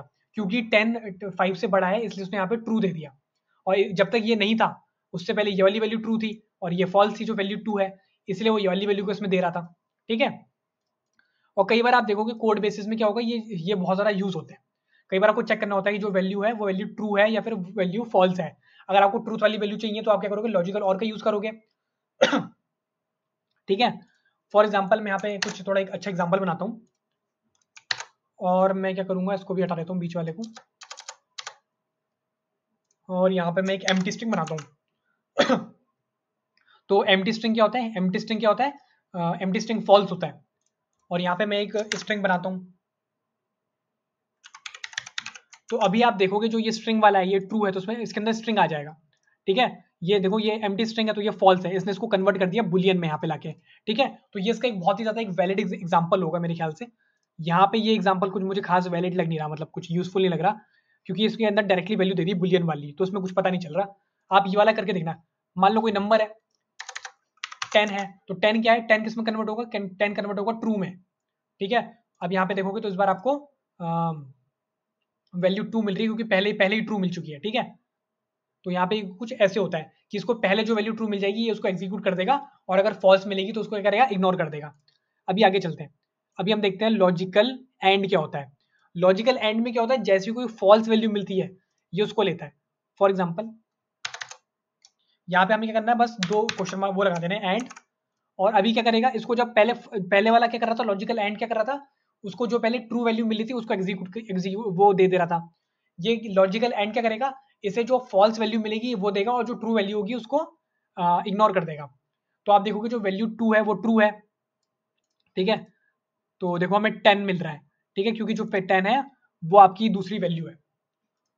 क्या बोल दिया मैंने, हाँ, तो क्योंकि वो पहली वाली वैल्यू नहीं है, इसलिए दूसरी वाली वैल्यू आपको मिल रही है, जो कि आपकी वैल्यू 1। अगर आप 0 लिख दोगे तो देखो आपको 0 मिलेगा, क्योंकि वैल्यू फॉल्स है। ठीक है, यहाँ पे इसको अगर मैं थोड़ा अच्छे से और बताऊं, अभी अगर मैं इसको कुछ ऐसा कर दूं, ठीक है, तो देखोगे आपको फॉल्स मिलेगा। क्यों मिल रहा है हमें फॉल्स, क्योंकि ये क्या करता है, stop as soon as a falsy values encounter. जैसे ही उसको कोई फॉल्स वैल्यू मिलती है वो स्टॉप हो जाता है। हमारा जो हमारा लॉजिकल एंड है वो तब स्टॉप होता है जब उसको कोई फॉल्स वैल्यू मिलती है। ठीक है, और इसके बारे में यहाँ पे बहुत ज़्यादा अच्छी इन्फॉर्मेशन दे रखी है दोनों की डेफिनेशन के साथ, तो मैं चाहूंगा कि आप इसको पढ़ लें। और अभी हम आगे बढ़ेंगे, अब हम देखेंगे इनहेंस ऑब्जेक्ट लिटरल इन ES6। तो जो हमारे पहले के जो हमारे ऑब्जेक्ट थे, ठीक है, उसमें हमें कुछ शॉर्ट, जो हमारा ES5 ES6 आया था, ठीक है, ES6 के अंदर कुछ शॉर्टकट आए थे हमारे ऑब्जेक्ट के लिए। तो उन्हीं ऑब्जेक्ट को अभी हम देखेंगे, उन ऑब्जेक्ट को हम कैसे यूज कर सकते हैं। तो सबसे पहला वाला है हमारा कंप्यूट की वैल्यू। तो देखो नॉर्मली क्या होता है, मैं एक ऑब्जेक्ट बना लेता हूँ पहले, और मैं इससे मिलता जुलता बनाऊंगा सर्वर 1। ठीक है, कॉन्स्ट सर्वर इन्फो, ये मैंने यहाँ पे एक ऑब्जेक्ट बना लिया, और इसके अंदर मैं नॉर्मल लिखूंगा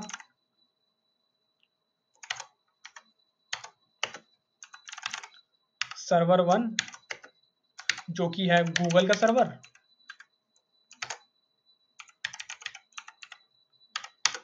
और दूसरा है मेरा सर्वर 2, जो कि है मेरा फेसबुक का, मतलब कि मेटा का।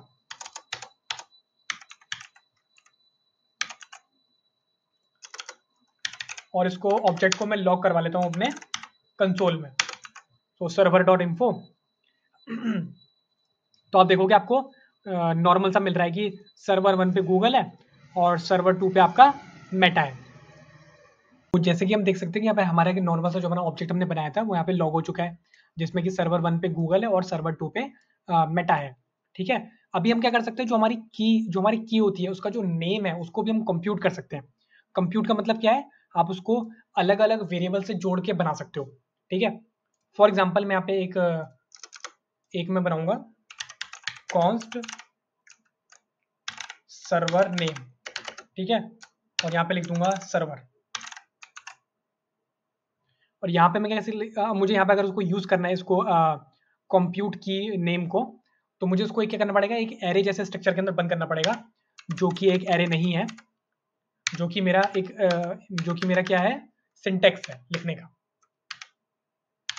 ठीक है, अब जैसे ही आपने ये लगाया, आप इसके अंदर क्या कर सकते हो, ये किसी भी वेरिएबल का नाम यूज कर सकते हो, क्योंकि यहाँ पे आपने लिख दिया सर्वर 1, तो सर्वर 1 किसी उसका नाम नहीं है, तो जैसे ही आप सेव करोगे आपको एरर मिलना शुरू हो जाएगा। ठीक है, तो आप इसको रिप्लेस कर दो किससे, आप इसको रिप्लेस कर दो सर्वर नेम से, और नीचे वाले को भी रिप्लेस कर दो सर्वर नेम से, और पहले लिख दो, यहाँ पे लिख देता हूँ मैं, स्ट्रिंग के अंदर लिख देता हूँ मैं एक सर्वर, एक्चुअली मैं उसको पहले जैसा बनाऊँ पहले तो। ठीक है, यहाँ पे मैंने लिख दिया, फिर इसके आगे मैं लिखूंगा प्लस स्ट्रिंग के अंदर 1, और फिर यहाँ पे लिखूंगा प्लस स्ट्रिंग के अंदर 2। ठीक है, अभी आप जाके देखोगे तो आपको देखो अभी आपको पहले की तरह नॉर्मल लग रहा होगा, लेकिन ये भी चेंज हो चुका है। यहाँ पे हमने किस चीज का यूज करा है, यहाँ पे हमने यूज करा है कंप्यूट की नेम का।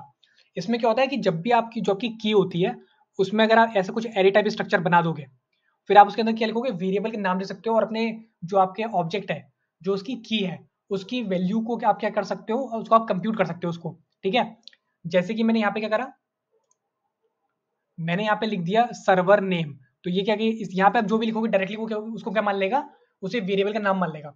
तो उसने यहाँ पे क्या करा, सर्वर नेम के पास गया और ये वैल्यू थी, यहाँ पे उसने वैल्यू रख दी, तो सर्वर नेम, और यहाँ पे देखोगे एक स्ट्रिंग, मैंने क्या करा उसमें एक स्ट्रिंग ऐड कर दी। ठीक है, स्ट्रिंग ऐड कर दी, तो आप देखोगे हमें क्या आउटपुट मिला, हमको मिला यहाँ पे सर्वर और 1। अगर मैं यहाँ पे ये नहीं देता तो वो उसके साथ एकदम जुड़ा हुआ आ जाता, देखो सर्वर 1, देख रहे हो यहाँ पे कैसा आ रहा है सर्वर 1 करके, तो यहाँ पे ये कुछ ऐसा आ जाता। तो ये कई बार काम आता है कि जब भी आपको जो आपकी जो की है उसका नाम आपको कंप्यूट करके चाहिए, तो आप कुछ ऐसा भी कर सकते हो। और यहाँ पे जरूरी नहीं कि सिर्फ ये स्ट्रिंग का यूज करूँ, यहाँ पे मैंने एग्जाम्पल के लिए दे दिया कि स्ट्रिंग का यूज कर सकते हो, लेकिन आप किसी भी और वेरिएबल का यूज भी कर सकते हो अपनी की के नाम को कंप्यूट करने के लिए।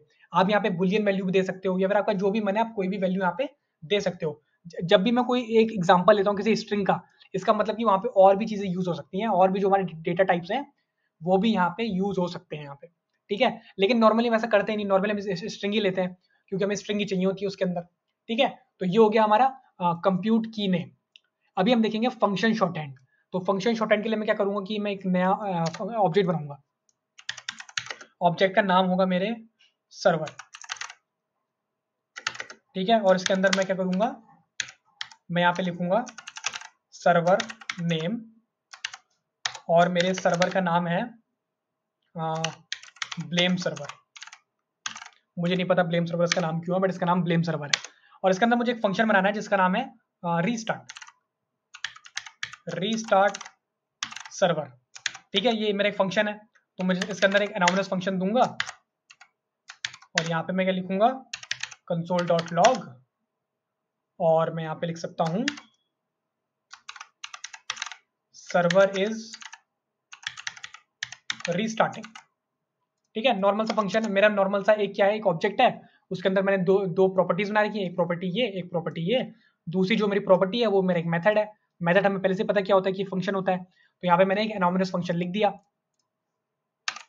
ठीक है, मैंने यहाँ पे एनोनिमस फंक्शन लिख दिया, और उसके अंदर मैंने console.log करा दिया कि सर्वर इज रीस्टार्टिंग।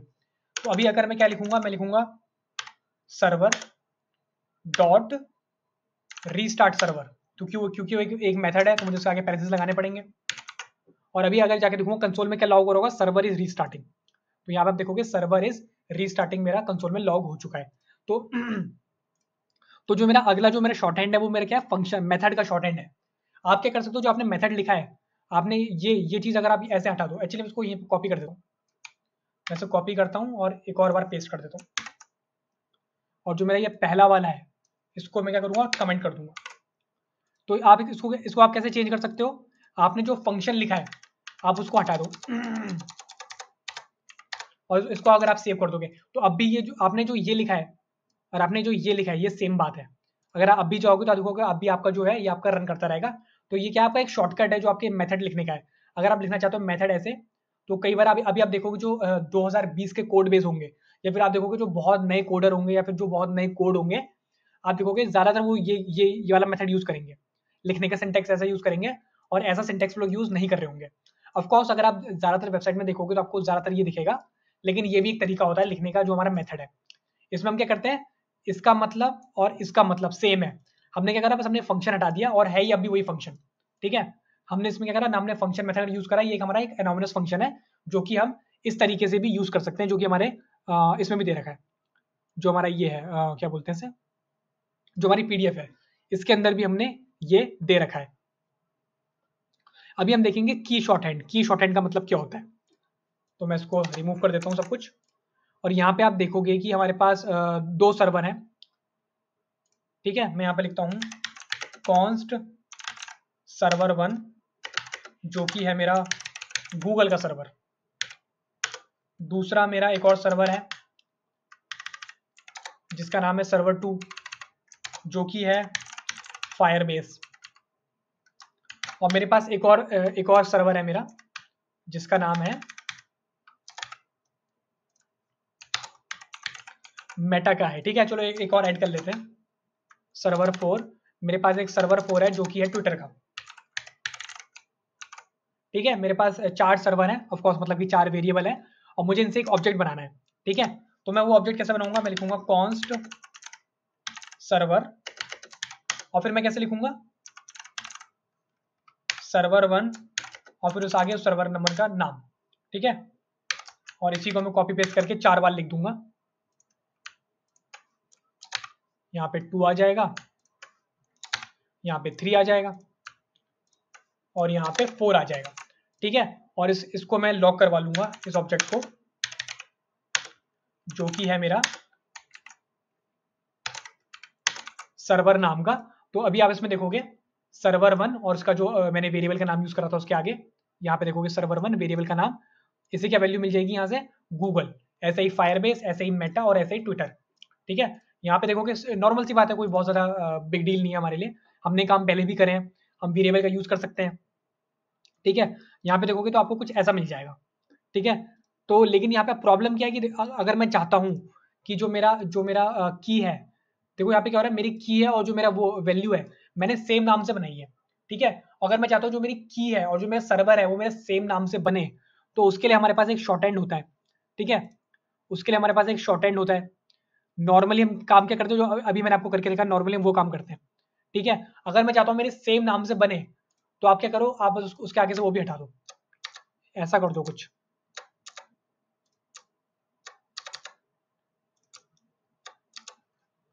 अभी अगर मैं इसे सेव करूंगा, अभी मैं जाके देखूंगा तो देखो दोबारा मुझे वही सेम टू सेम मिल रहा है, सर्वर 1 सर्वर 2।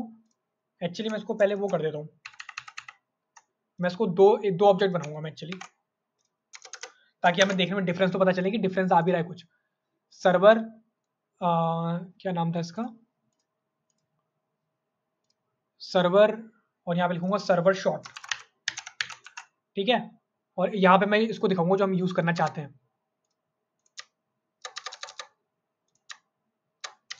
मैं दिखाना चाहता हूँ कि दोनों का आउटपुट सेम आएगा, और ये एक शॉर्ट तरीका है लिखने का। यहाँ पे क्या लिखोगे, सर्वर शॉर्ट, यहाँ पे आप लिखोगे सर्वर शॉर्ट, सेव करोगे फाइल को। अभी आप जाके देखो हमारे पास दो ऑब्जेक्ट हैं। ठीक है, देखोगे दोनों के दोनों बिल्कुल सेम टू सेम है, उनके अंदर कोई भी डिफरेंस नहीं है। ठीक है, सर्वर 1 गूगल, सर्वर 1 गूगल। ठीक है, server 2 Firebase, server 2 Firebase, server 3 Meta, server 3 Meta, server 4 Twitter और सर्वर 4 ट्विटर। तो अभी आपको अच्छे से समझ में आ रहा होगा कि ये जो शॉर्ट हैंड है ये आपका कब काम आता है, जब आपका जो की है, ठीक है, आपको सेम नाम से की बनानी हो, फिर आगे आपको उसकी वैल्यू देनी है, तो आप क्या यूज करते हो, हम यूज करते हैं हमारा की शॉर्ट हैंड, जो कि हमारा जो ये कुछ ऐसा लिखने का सिंटैक्स होता है। आप जैसे ये लिखोगे, इसी नाम का क्या बनेगा, की बनेगा, और फिर इसके आगे उसकी वैल्यू डाल देगा उस वेरिएबल को ढूंढ के, मतलब कि जो वेरिएबल पहले पीछे आ रहा है यहाँ से इसकी वैल्यू निकाल के रख देगा इसके अंदर। तो बहुत ही ये छोटा सा तरीका है और कई बार हम ये यूज भी करते हैं। ठीक है, तो ऐसे करके हमारा ये हमारे इस लेक्चर का एंड हो गया।